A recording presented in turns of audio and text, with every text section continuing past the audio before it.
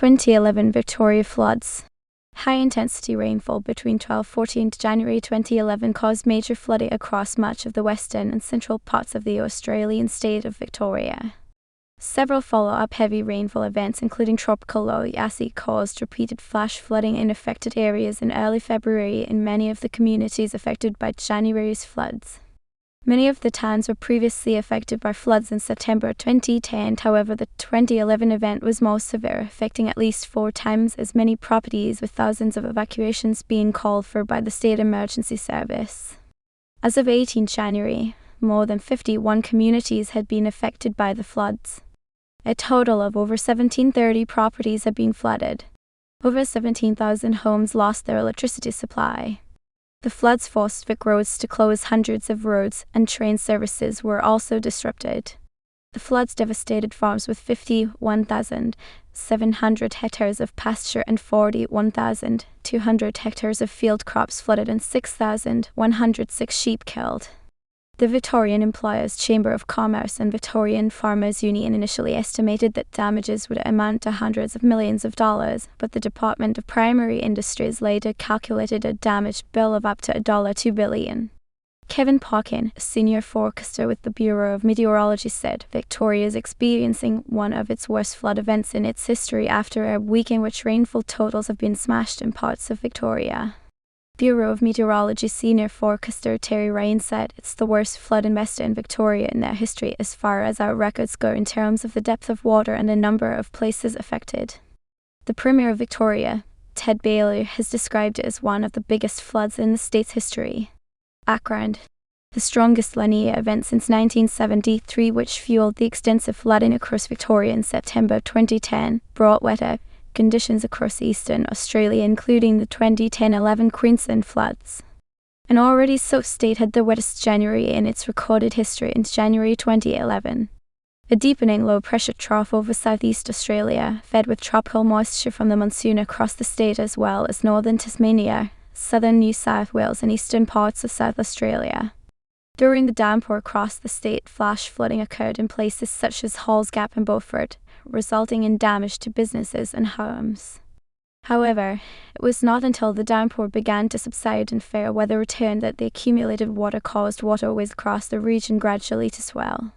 As waterways began to break their banks, evacuations were called. Despite clearing conditions, flooding continued to spread during January and into February 2011 as it developed into what was increasingly described by the media as an inland sea across agricultural northwest Victoria. Early warning and evacuation.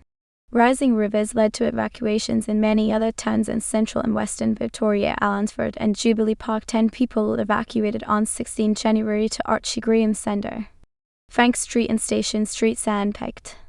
Charlton evacuated to Donald Glenelg, Shirupanyup, Carisbrook 1000 evacuated to Maryborough, Cressy Halls Gap, Cam Quamba, Took Work, Nebo, Quandon, Dimbilla, Jipperit, and 224 residents evacuated. Horsham 1000 households told to evacuate Kahuna, Barra, and Beulah, Dimbilla, Nelson. Major waterways affected: Wimmera River, Loudon River, Campaspe River, Avoca River, Hopkins River, Werribee River, Galbun River, Yarra River, Mount Emu Creek, Ambiac Creek, Yarrawee River, Glenelg River. Settlements affected: Beaufort creeks running to Lake Beaufort broke their banks, flooding the town's main street and over 70 houses. Ballarat record rainfall in Ballarat 95 mm caused flooding in the Yarrawee catchment. 20 houses were flooded across the urban area, including 10 houses in the outer suburb of Miners Rest as the Burrumbee Creek overflowed, as well as properties in Offredden and Delakim. The first spillover of Lake Wendouree since 2002 occurred after it had been artificially filled in 2010 since drying up due to drought in 2007. A road bridge at Escott was destroyed, as was a pedestrian bridge over the Yarrawee at Whitehorse Road in Sebastopol and Mount Helen. Bridgewater on Loddon 2 flood peaks were experienced, the first on 14 January and the second the following day. The floodwaters affected around 50 houses, as well as the police station, caravan park, hotel and other businesses. Carisbrook covered by 4 or 5 feet of water and a total of 275 houses flooded. Charlton, more than 400 houses were flooded after the Avoca broke its banks. An electrical substation was also affected, which caused power outages to 8,000 properties in the surrounding towns. Cressick evacuated after the Cressick Creek breached its banks, flooding the town centre. 35 houses and businesses were breached by water in the largest flood in the town's recorded history. Ithaca 200 non-levy protected houses were flooded as waters from the campus peaked on 16 January. Hall's Gap evacuated after flash flooding and landslides threatened to cut off the town. Horsham floodwaters divided the town in two and flooded 600 houses. Areas close to the centre of town are under up to a metre of water. Flooding has been described as a 1 in 200-year event. Carrying levee failed on 19 January, causing widespread flooding affecting nearly 4,000 people. Melbourne flash flooding swelled the Yarra River, breaking its banks at South Yarra and Maribyrnong River. Flash flooding closed roads at Footscray, South Melbourne, North Melbourne, St Kilda, Research, Tarneit and Maribyrnong. During the 7 February event, Melbourne's southeastern suburbs were flash flooded, including Glen Waverley, Warren, Pakenham, Coowee-Rupp and Berwick. Newbridge floods caused major damage to the Newbridge Recreation Reserve. Rochester worst floods in its history, with around 200 houses, representing 80% of the community, inundated. Serpentine, Shepparton and Maroubra, over 50 houses flooded and 500 houses isolated after the Goulburn flooded.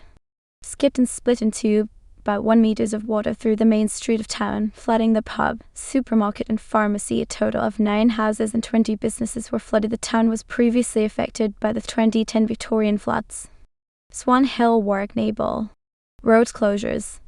Calder Highway, Marham Pyrenees Highway between Newstead and the Castle Maymad, and Ardwimer Highway between Newbridge, Logan and St Arnaud. All roads to Carine Murray Valley Highway between Cohuno and Swan Hill, Princess Highway between Aylesford Road and the Great Ocean Road, Simrasia Highway both directions at Lexington. Rail closures. The slash line temporarily closed all passenger services.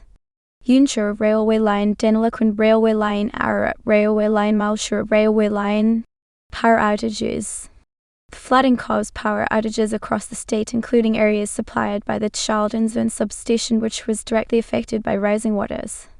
Bendigo, Ballarat and Ballin 2100 homes, Kennett and Swan Hill 2400 homes on 20 January, Disporn 500 homes, Maston and Whitton 1700 homes, Malden, Wedderburn, St Arnaud, Donald Birchip, which approved board.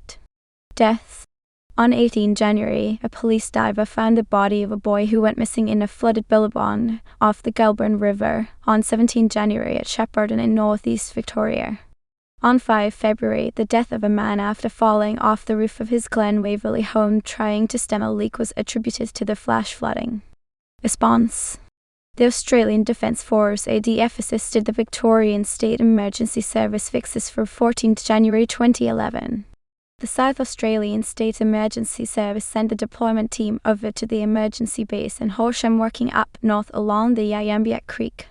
The 20-person team made up from units in Adelaide, NT, Gambier, Marybridge, Renmark, Berry and Keith spent 5 days assisting the Victorian SES between 18 January 2011 and 22 January 2011. Premier Ted Baillieu toured flood-affected areas on 17 January, announcing an $7 million relief package, including a $5 million cleanup fund and a $1 million public appeal coordinated by the Red Cross. On 18 January, the federal government pledged a $4 million in relief funds. 3 platoons from Victoria's 4th Reserve Response Force 4 RRF, under the command of Headquarters 4th Brigade, conducted rapid impact assessments RRA on townships identified by VicRoads since 20 January to provide information on the impact of the floods on community and private infrastructure. ADF personnel delivered relief items including almost 200,000 sandbags, various emergency stores, fuel, sand, water and bedding to a number of communities in a flood-affected region. In addition, a RAF aircraft transported 76,000 ADF sandbags from Townsville and Brisbane to Melbourne on 22-23 January. By 24 January, RIA had been completed for the towns of Charlton, Hamilton, Glenorchy, Halls Gap, Rochester, Bridgewater, Carisbrook, Dunolly, Clunes, Cressick, Ipin South, Caring West, Skipton, Newbridge and Horsham. On 24 January, the ADF committed 2 Royal Australian Navy RAN Seahawk helicopters for providing support to Victorian flood relief and recovery efforts, in addition to approximately 100 personnel and more than 40 land vehicles. The Prime Minister of Australia, Julie Gillard, toured flood-affected areas from 28 January. Victorian Premier Ted Baillieu publicly criticised the Prime Minister for forgetting her home state while she pushed for a controversial flood levy to repair Queensland's flood damage. In March 2011, the Queen's eldest grandson, Prince William, toured the affected areas in Victoria as well as those damaged by the floods in Queensland.